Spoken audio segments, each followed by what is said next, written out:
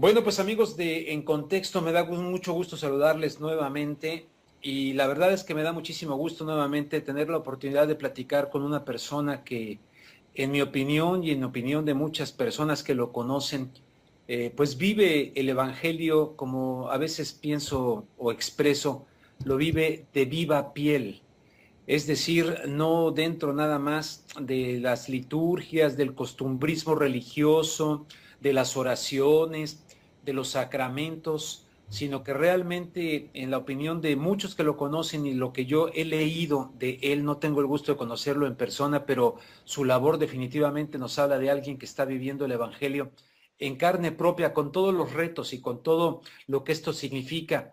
Los que sean cristianos, los que sean católicos, los que tengan noción de lo que significa el cristianismo, recordarán alguna de las frases claves, aquella de coge tu cruz y sígueme. Y evidentemente cuando se toma la radicalidad del Evangelio en el servicio del amor, del servicio de los otros, de apropiarse de alguna manera del dolor ajeno y del sufrimiento ajeno, pues es evidente que eso tiene consecuencias, como consecuencias tuvo en el mismo Jesús que a fin de cuentas murió asesinado.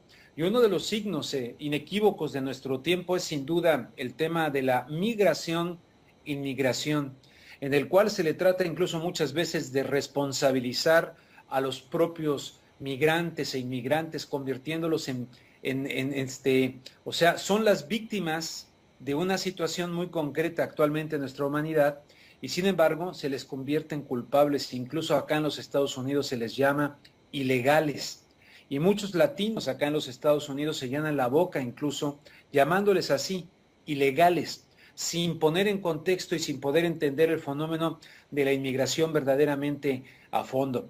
Hace poquito tuve la oportunidad de platicar, pues no suficiente tiempo, pero de platicar con Fray Tomás González Castillo, quien es director de la 72 Casa Hogar. Esto de 72 haciendo referencia a los migrantes e inmigrantes asesinados en el norte de México, en Tamaulipas. Y esta casa está ubicada en Tenosique, Tabasco. Pero me da muchísima pena saber que evidentemente, de la misma manera en que ha sido amenazado el padre Alejandro Solalinde, pues también Fray Tomás ha sido amenazado de muerte. Y tengo yo ahorita aquí en mi pantalla un reporte que realizó el día de ayer el periódico español El País, donde dice: hace 10 días unos hombres se acercaron a dos migrantes centroamericanos que se albergaban en refugio de Tenosique, estado de Tabasco, en el sureste de México, y les dieron un mensaje muy claro: díganle al padre que vamos por su cabeza.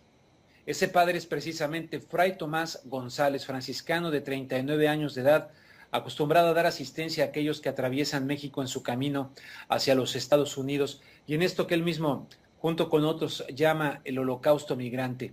Me da muchísimo gusto saludarle, Fray Tomás. Gracias por aceptar nuevamente esta llamada. Y primero que nada, pues entrarle al tema que evidentemente nos preocupa, ¿no? De estas nuevas amenazas de muerte en su contra, si nos puede platicar de ellas. Buenas noches. Muy buenas noches a usted, a todos los que nos escuchan. Gracias por la oportunidad de poder platicar sobre este fenómeno de la migración. Pues mire, el día domingo recibimos nuevamente dos amenazas de muerte, una en contra mía concretamente, y pues esto es lo que nos pasa por hacer un poco menos tedioso el camino de las personas migrantes. Sí. Pero aquí estamos todavía. Pero ¿quiénes hacen estas amenazas? ¿A quién le atribuye usted la autor de estas amenazas de muerte? Es del crimen organizado. Nosotros en la casa del migrante, la 72 que está en Tenosique, lo hemos dicho muchas veces, ya no solamente damos de comer, ni de beber, ni ofrecemos una colchoneta para que descansen las personas que entran a nuestro país provenientes de Centroamérica. Como los hemos recibido víctimas de este sistema, no solamente caminando, sino víctimas reales de asaltos, de violaciones sexuales, de secuestros, de extorsiones, y en los últimos meses de una mafia que se ha apoderado de las vías del tren, cobrándoles cuota, pues los hemos denunciado y los mismos migrantes son los que han denunciado y nosotros solo los hemos acompañado a denunciar. Pues esta es la razón por la que no le gusta a la gente que opera en las vías de manera criminal y organizada, y pues nos mandan a dar estos mensajes, estas amenazas de muerte. ¿Cómo reacciona usted? Porque evidentemente me queda claro que usted es un hombre de fe y, como estaba yo diciendo en la introducción, con absoluta claridad y sinceridad, un hombre que vive el Evangelio con todos los riesgos, pero me imagino que también, pues obviamente usted quiere preservar su integridad física y es humano y debe de experimentar también temor, miedo ante este tipo de cosas. Por lo menos yo tendría mucho miedo. Sí, no le niego, soy un ser humano con muchos errores, con muchas fobias, y por supuesto tengo miedo a perder la vida. No sería yo mentiroso si dijera que no. Si hay una preocupación, si hay una tensión, he perdido el sueño, he perdido las ganas de comer, pero gracias a Dios todavía no he perdido las ganas de rezar. Entonces, pues, y las ganas que al ver a cada migrante que entra a la casa, pues de seguirlos acompañando, ¿verdad? Sí, hay miedo, hay preocupación, pero aquí seguimos y no nos vamos a ir. Fray Tomás, usted en su entorno, ahí en Tenosique, Tabasco, donde usted vive, usted, por ejemplo, ¿dónde es donde duerme? ¿La gente puede ubicarle donde usted duerme? Sí, yo duermo en el albergue, en la oficina donde yo suelo atender a los migrantes, en un cuarto pequeño. Ahí duermo todos los días, muy cerca de la puerta de la casa, porque cada que pasa el tren en la madrugada, pues cuando yo escucho el tren, que no me vence mucho el sueño, pues yo les abro la puerta y los despido. Es decir, pero ¿está estableciendo algún tipo de sistema de protección o las autoridades municipales, estatales, federales del gobierno mexicano en sus diferentes instancias saben de estas amenazas y lo están protegiendo o no están actuando en congruencia para protegerle? Porque pues en otros momentos no lo han tratado muy bien a usted, ni la policía, ni el ejército mexicano. Hay episodios en los cuales más bien usted mismo ha recibido pues agresiones por parte de estas autoridades. Sí, alguna vez nos agredió el ejército mexicano. Tengo tres denuncias penales ante la PGR por parte del Instituto Nacional de Migración. En fin, pues nosotros hemos denunciado todo, hemos exigido que se nos trate bien dignamente.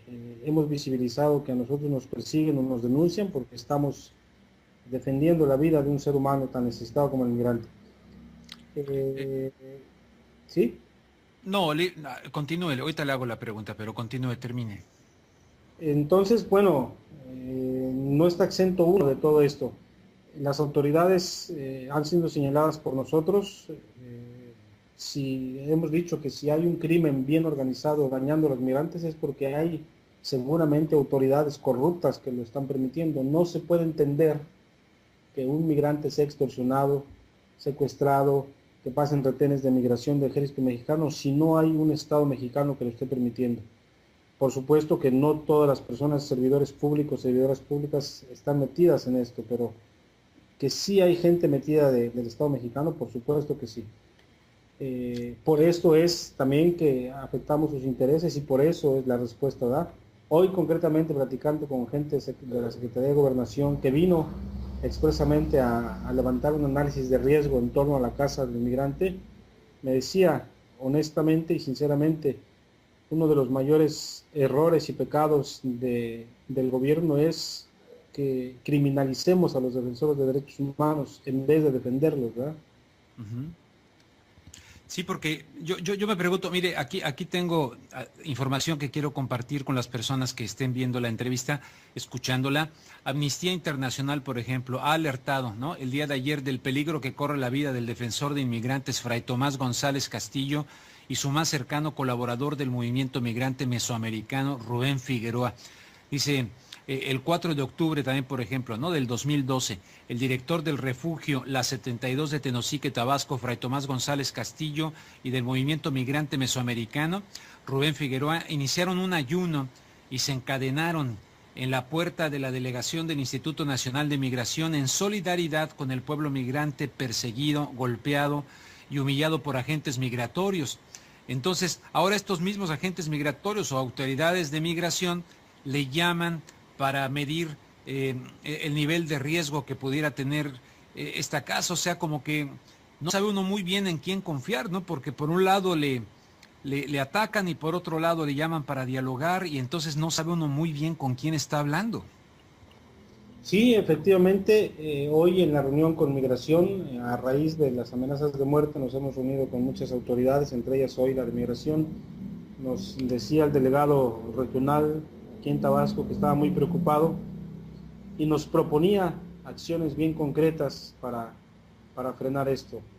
Bueno, por una parte nos da gusto que finalmente, después de tanto estar exigiendo un Instituto Nacional de Migración limpio, con carácter humanitario, hay algunas personas que le dicen a uno, bueno, cuídense, estamos preocupados, queremos hacer algo para que la gente que está en la vía haciendo daño ya no la haga, vamos poniéndonos de acuerdo. Yo creo que es una actitud de un servidor público que toma en cuenta no a un religioso, no a un sacerdote, sino a la sociedad civil. Si esta actitud se repitiera en muchos servidores públicos, bueno, la sociedad civil colaboraría. Nosotros hemos dejado de creer en las instituciones, en la PGR, en el Ejército Mexicano, en la Policía Federal, a pesar de que son los que nos están cuidando ahorita, porque ellos son los que en un momento dado nos han dañado también. ¿Usted cree que esto cambie con el arribo de el regreso, el retorno del Partido Revolucionario Institucional, el presidente Enrique Peña Nieto, a diferencia de los panistas, primero Fox, después el señor Calderón? ¿Usted cree que ahora con el PRI cambien estas actitudes las personas tanto del ejército, de las autoridades migratorias de México? No, mire, yo no creo que cambie. Yo más bien creo que hay excepciones dentro del servicio público, que son a los que uno tiene que confiar, pero definitivamente yo no creo en este nuevo PRI, y es que nos ha dado muestras desde que el señor Enrique Peña Nieto era candidato, y después cuando fue presidente electo dio muestras bien concretas de cómo nos iban a tratar a las casas del migrante y a los defensores de los migrantes, ¿no? ¿Por qué? ¿Cómo fueron esas muestras? Siendo, por ejemplo, presidente electo, ¿cuáles fueron esos indicativos que le permitieron a usted evaluar cómo los iban a tratar? Por ejemplo, el cierre de la casa de lechería en el Estado de México fue algo bien concreto, fue una señal, ¿verdad? Porque fue la unión de todas las fuerzas del sistema, incluso el sistema religioso, para cerrar la casa de lechería que está en el centro del país y que era una de las casas, un punto importante para el paso de las personas migrantes.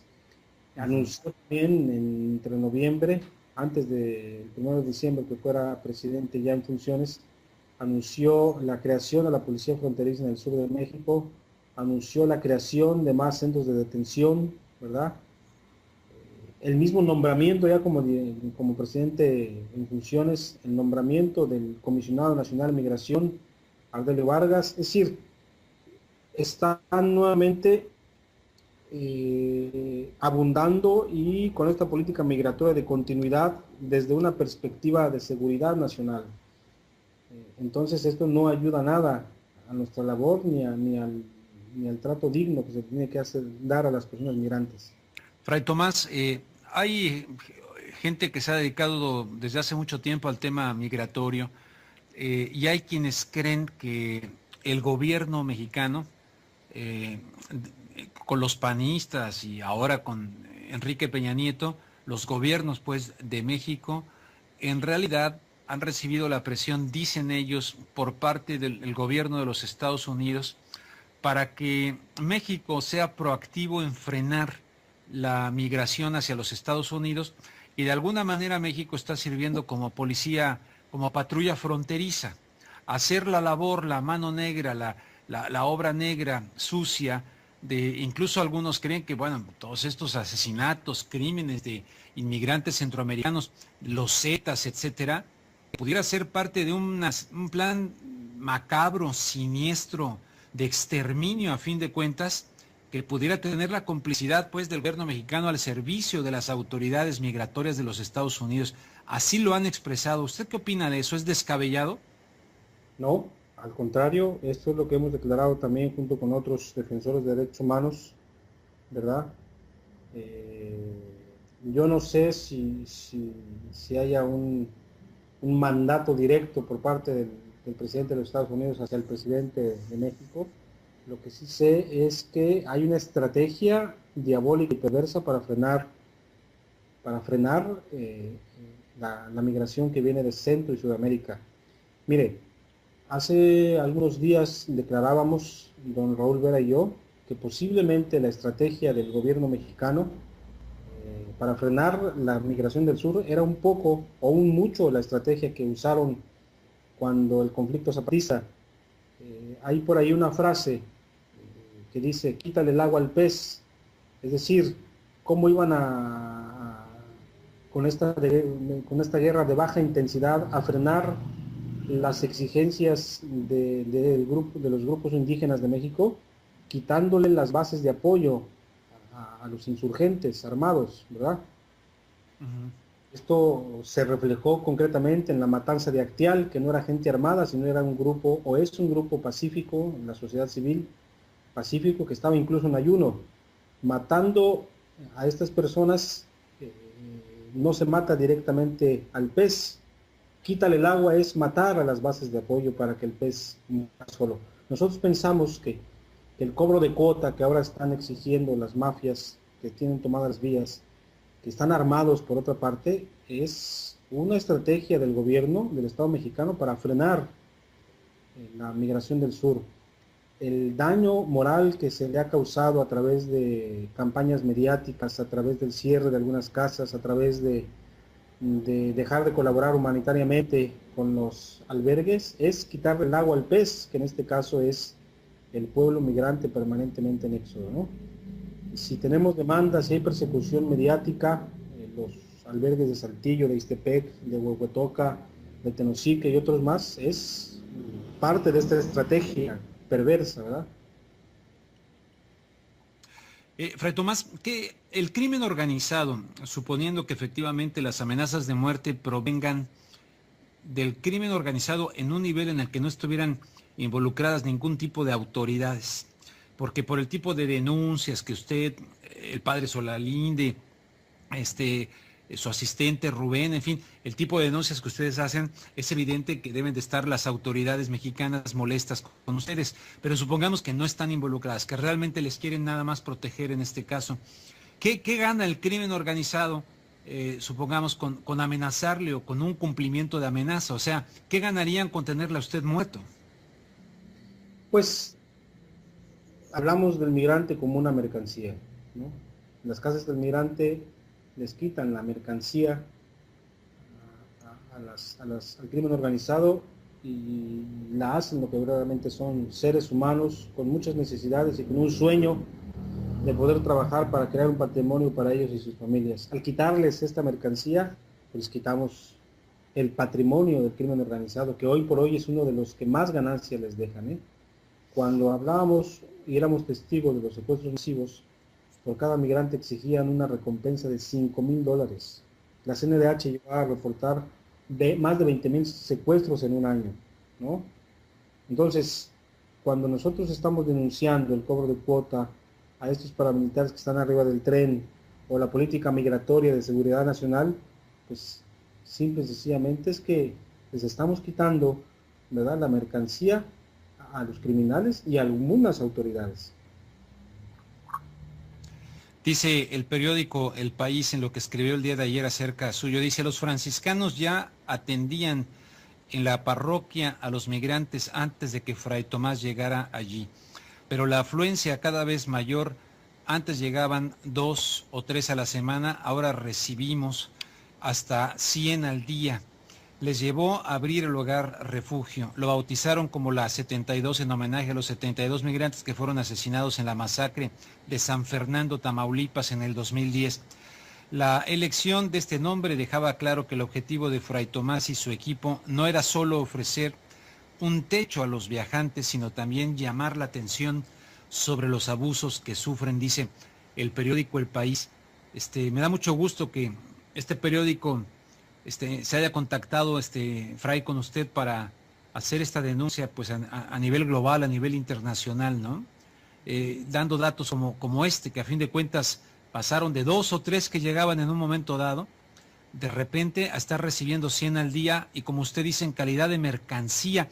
Fíjese que en todo este proceso, no sé si usted está enterado que acá en los Estados Unidos pues siguen siendo una mercancía también, porque cuando son detenidos son llevados a cárceles privadas. Hay muchas cárceles privadas donde a fin de cuentas funcionan como mercancía, porque al ser cárceles privadas, pues no es que los traten como si estuvieran en un hotel, pero vaya, se le tiene que pagar a esas cárceles privadas con presupuesto del Estado, con presupuesto público. Entonces es un negocio redondo, donde tiene una arista muy fea que usted la ve todos los días allá en México, pero acá también tiene otro aspecto, ¿no?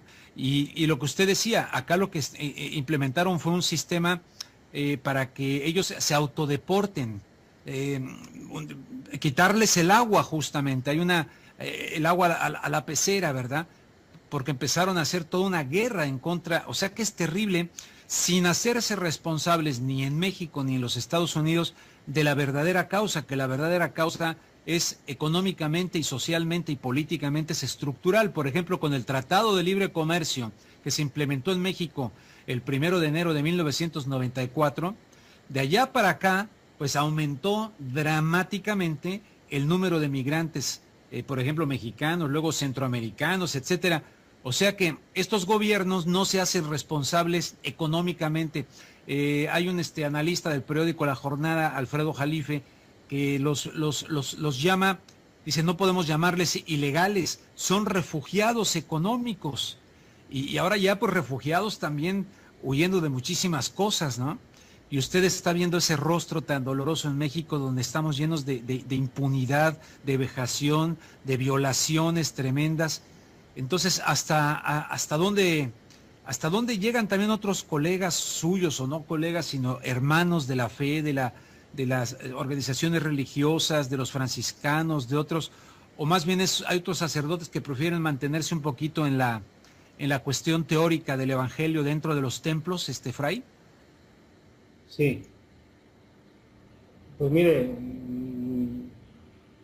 definitivamente yo lo que hago, lo hago por la fe que me enseñaron a la orden a la que pertenezco. Yo no lo hago, como ha dicho el Papa también, ¿verdad?, actual. No lo hago solamente como una ONG piadosa, más bien por no querer ser una ONG piadosa, nos hemos metido a la denuncia de todas las atrocidades que está cometiendo el crimen organizado con este grupo tan vulnerable.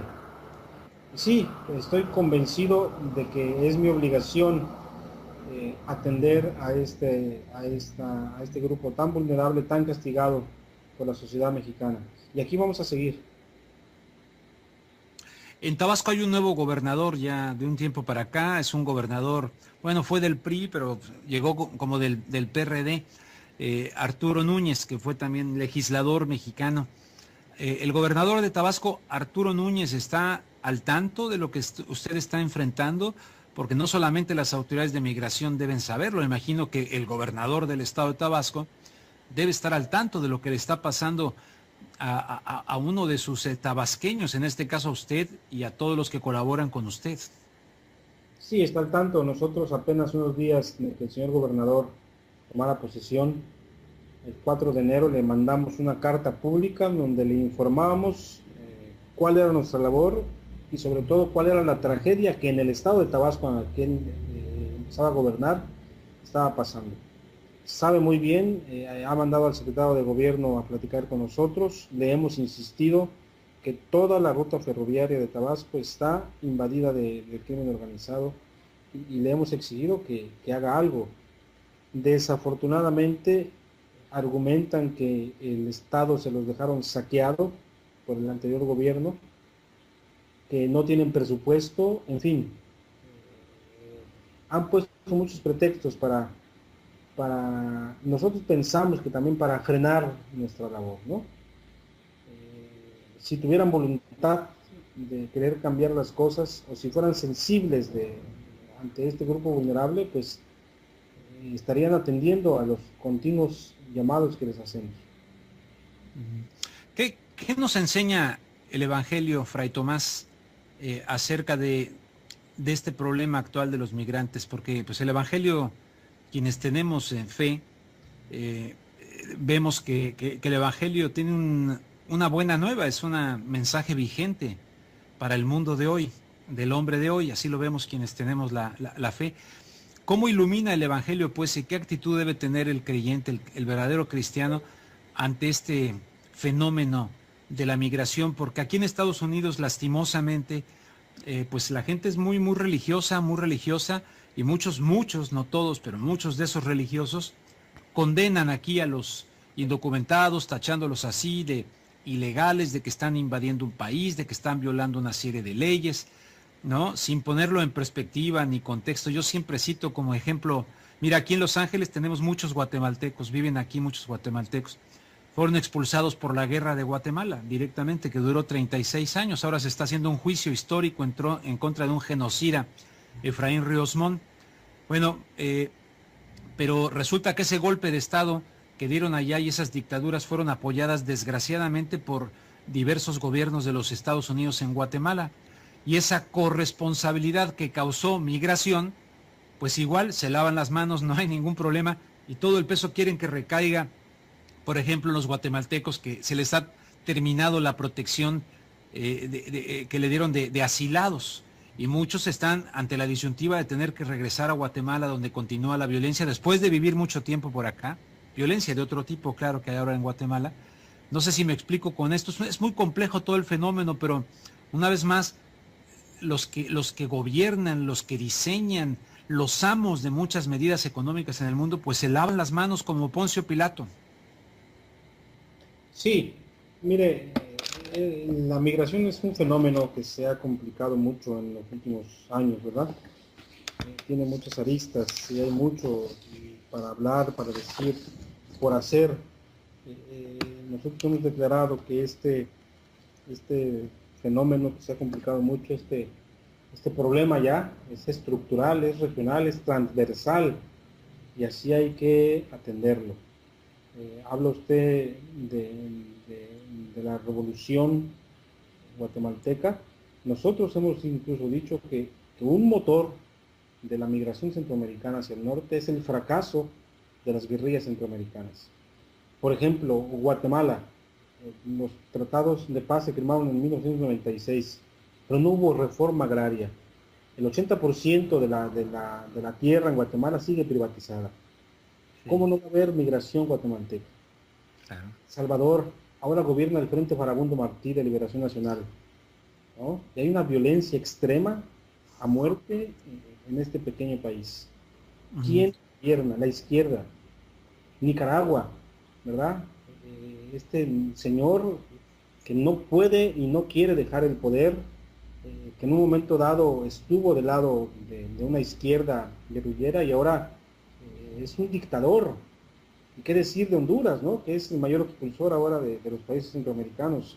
El golpe de Estado, hoy lo estamos viendo como resultado. O sea, motor, o uno de los motores de la migración de Centroamérica hacia el norte, hacia México como país de destino ya, y hacia Estados Unidos, es el fracaso de estas guerrillas, ¿no? Incluso el fracaso de un sistema religioso, ¿no? Mire, el 80% de las personas que nosotros recibimos aquí en la Casa del Migrante no son católicos, ¿no? ¿El 80% no son católicos? Son católicos. Esto quiere decir que la Iglesia no les ha sabido responder tampoco y no ha creado las estrategias necesarias, no para contenerlos, sino para hacer más digno su camino y su vida, ¿no? Wow, impresionante dato. O sea,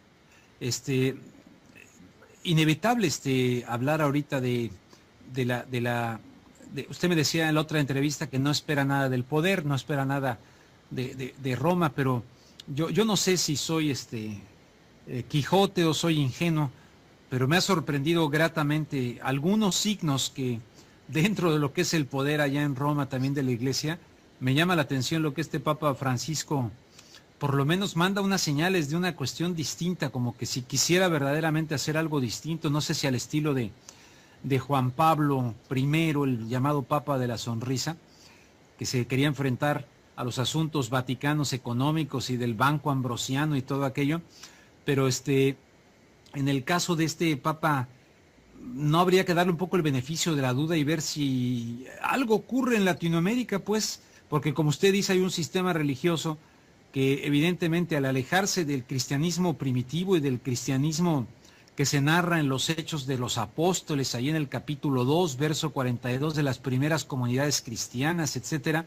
y que se alejan de eso y muchas veces una jerarquía católica que, perdón por decirlo así, pero no sé usted qué piense, pero que muchas veces se ha acostado con el poder de los diferentes países latinoamericanos y del mundo a nivel político, pues pareciera que este Papa manda por lo menos en teoría la señal de regresar a una iglesia humilde, a una iglesia que se incline nuevamente a buscar al pobre, no solamente para consolarlo, sino para transformar la realidad del pobre.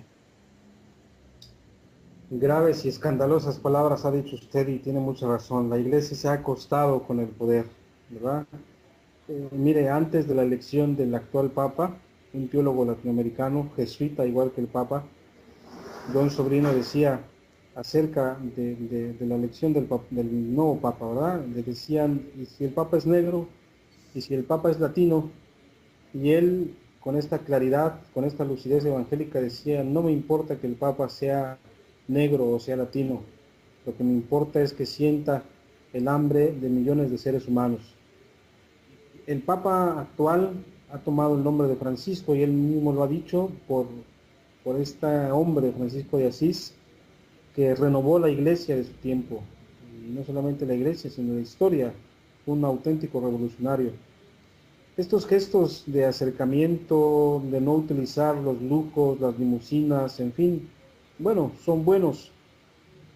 Yo voy a empezar a creer en la renovación de esta iglesia nuestra a la cual pertenezco cuando el Papa tome en serio, por ejemplo, el uso del dinero del Vaticano, cuando el Papa actual hable del papel de la mujer dentro de la iglesia, cuando el Papa empiece a hablar del celibato sacerdotal, en fin, de tantas cosas que la iglesia tiene que revisar y tiene que renovar, ¿no? Uh-huh. Fray, ¿qué opina usted de la estrategia, o si no de la estrategia, de la manera en que se ha aproximado a este fenómeno y el de la violencia y el de los asesinatos y el de la llamada guerra en contra del narcotráfico y del crimen organizado, del poeta Javier Sicilia, cuya caravana por la paz, usted fue quien la recibió, según leí, en su estado, ¿no? Allá en Tabasco. Uh-huh, sí, di una palabra en Palenque, muy cerca de aquí, a 1 hora y media de Tenosique, y estuve invitado también en Villahermosa. Mire, bueno, yo respeto mucho al señor Javier Sicilia, tiene también una lucidez en la manera de escribir, una valentía profética en la manera de dirigirse a las autoridades. Yo creo que es un movimiento más dentro de los muchos en México que quieren pues refundar a este país, ¿no? No pertenezco al movimiento por la paz con justicia y dignidad, pero sí respeto mucho sus opciones, sus decisiones, su camino, y creo que no estamos para descalificarnos, más bien para unirnos, para unir fuerzas, y ellos están ahora con la cuestión de las víctimas, de sus muertos, nosotros con el grupo el pueblo migrante, otros con la causa indígena, otros con la causa de las mujeres, ¿no? Lo importante aquí es no descalificarse y unir esfuerzos por un México nuevo y renovado. ¿Qué podemos hacer para ayudarle a usted, padre? esta misma pregunta se le hizo una vez al padre Solalinde, en el sentido de decir, bueno, pues usted seguirá su camino y su vocación evangélica, pero nosotros no queremos que le pase nada. Y tal vez nada más hacerle una entrevista y difundirlo, pues tal vez no sea suficiente. No sé si pudiéramos establecer, no sé, algo con los mexicanos de acá, de Los Ángeles, o algo que se le pudiese ocurrir, o qué podemos hacer para preservar su seguridad física, Fray Tomás González Castillo. Mire, yo creo que sí, sí están haciendo mucho, muchísimo. Esta entrevista que están escuchando miles de personas, porque es una ciudad muy grande, Los Ángeles, nos ayuda mucho.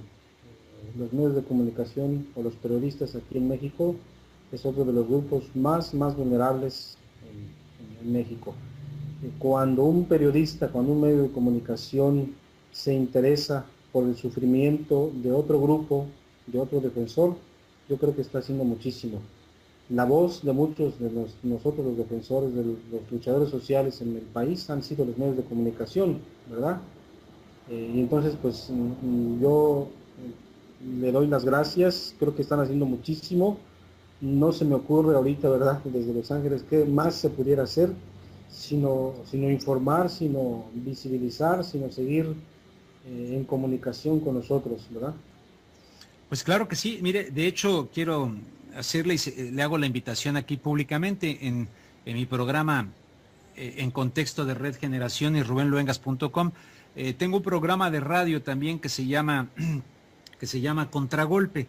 Por cierto, el día de hoy a las 9:30 de la noche, hora de Los Ángeles, 10:30 de la noche, hora de México, voy a entrevistar a aquel periodista de años, José Gutiérrez Vivó, en Radio Red, que vive acá en los Estados Unidos. Pero en ese programa, próximamente la estación KPFK Pacífica Radio de los Estados Unidos va a transmitir.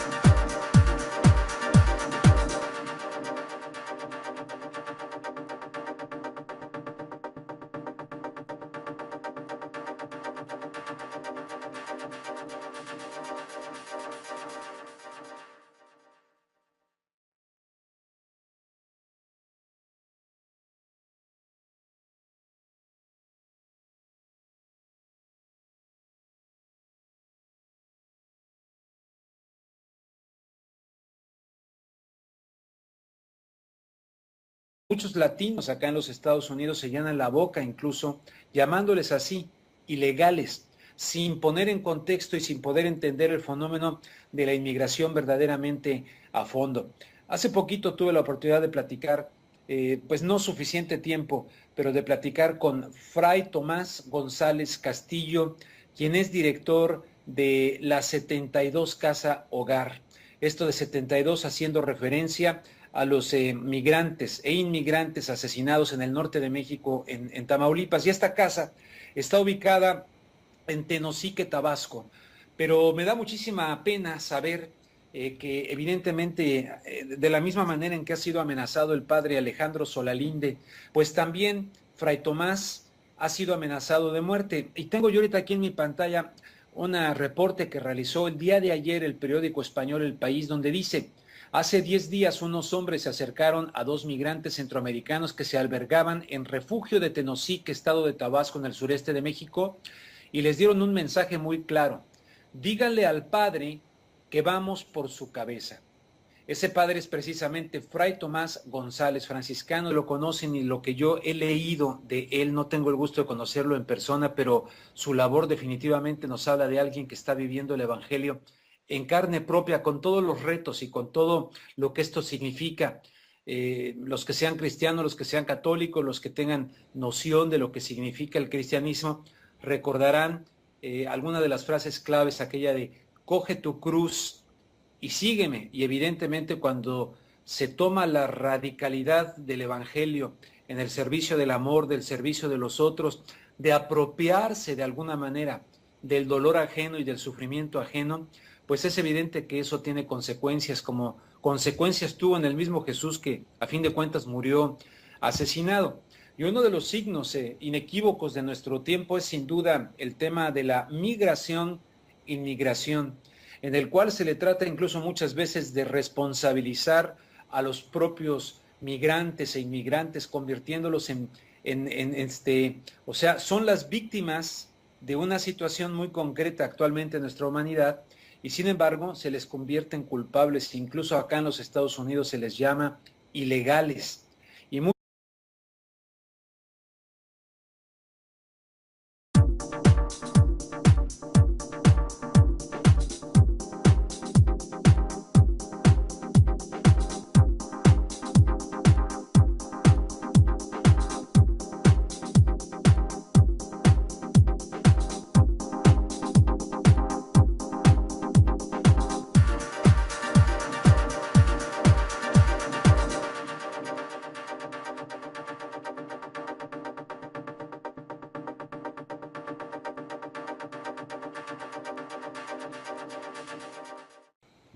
bueno, pues amigos de En Contexto, me da mucho gusto saludarles nuevamente, y la verdad es que me da muchísimo gusto nuevamente tener la oportunidad de platicar con una persona que, en mi opinión y en opinión de muchas personas que lo conocen, pues vive el Evangelio como a veces pienso o expreso, lo vive de viva piel. Es decir, no dentro nada más de las liturgias, del costumbrismo religioso, de las oraciones, de los sacramentos, sino que realmente, en la opinión de muchos... Nosotros en la Casa del Migrante, la 72 que está en Tenosique, lo hemos dicho muchas veces, ya no solamente damos de comer, ni de beber, ni ofrecemos una colchoneta para que descansen las personas que entran a nuestro país provenientes de Centroamérica. Como los hemos recibido víctimas de este sistema, no solamente caminando, sino víctimas reales de asaltos, de violaciones sexuales, de secuestros, de extorsiones, y en los últimos meses de una mafia que se ha apoderado de las vías del tren, cobrándoles cuota, pues los hemos denunciado, y los mismos migrantes son los que han denunciado, y nosotros solo los hemos acompañado a denunciar. Pues esta es la razón por la que no le gusta a la gente que opera en las vías de manera criminal y organizada, y pues nos mandan a dar estos mensajes, estas amenazas de muerte. ¿Cómo reacciona usted? Porque evidentemente me queda claro que usted es un hombre de fe, y como estaba yo diciendo en la introducción con absoluta claridad, de 39 años de edad, acostumbrado a dar asistencia a aquellos que atraviesan México en su camino hacia los Estados Unidos, y en esto que él mismo, junto con otros, llama el holocausto migrante. Me da muchísimo gusto saludarle, Fray Tomás. Gracias por aceptar nuevamente esta llamada. Y primero que nada, pues entrarle al tema que evidentemente nos preocupa, ¿no? De estas nuevas amenazas de muerte en su contra, si nos puede platicar de ellas. Buenas noches. Muy buenas noches a usted, a todos los que nos escuchan. Gracias por la oportunidad de poder platicar sobre este fenómeno de la migración. Pues mire, el día domingo recibimos nuevamente 2 amenazas de muerte, una en contra mía concretamente, y pues esto es lo que nos pasa por hacer un poco menos tedioso el camino de las personas migrantes. Sí. Pero aquí estamos todavía. Pero ¿quiénes hacen estas amenazas? ¿A quién le atribuye usted las la autor de estas amenazas de muerte? Es del crimen organizado.